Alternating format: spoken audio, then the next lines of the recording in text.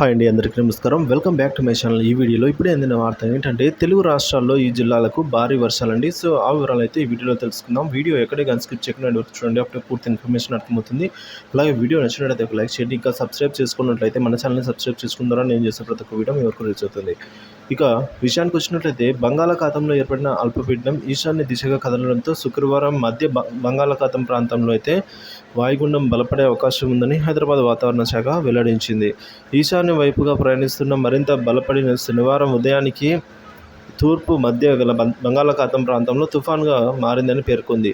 ఈ తుఫాన్ ఉత్తర దిశలో కదులుతూ మరింత బలపడింది. సో మరింత బలపడి ఈ విధంగా తీవ్ర తుఫాన్గా మారి 26న అంటే మరి 2 రోజుల్లో బంగ్లాదేశ్ను అనుకుని ఉన్న పశ్చిమ బెంగాల్ తీరానికి చేరుకునే అవకాశం ఉందని వాతావరణ శాఖ వివరించింది. ఇక నైరుతి రుతుపవనాలు దక్షిణ బంగాళాఖాతం, అండమాన్ నికోబార్ దీవుల్లో, ఉత్తర మధ్య బంగాళాఖాతంలోని కొన్ని ప్రాంతాల్లోకి రాగాలు రెండు రోజుల్లో అయితే విస్తరించడానికి పరిస్థితులు అనుకూలంగా ఉన్నాయని వాతావరణ కేంద్రం తెలిపింది.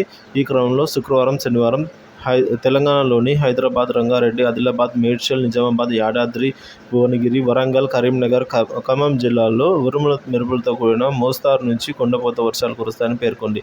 ఇదే సమయంలో గంటకు 30 నుంచి 40 కిలోమీటర్ల వేగంతో ఈదురుగాలు వీస్తాయని కూడా హెచ్చరికలు జారీ చేయడం జరిగిందండి. సో మరి ముఖ్యంగా మనం చూసుకున్నట్లయితే ఈ విధంగా తెలుగు రాష్ట్రాల్లో భారీ వర్షాలు కురిసే అవకాశం ఉందని అయితే హైదరాబాద్ వాతావరణ కేంద్రం తెలియజేస్తుంది.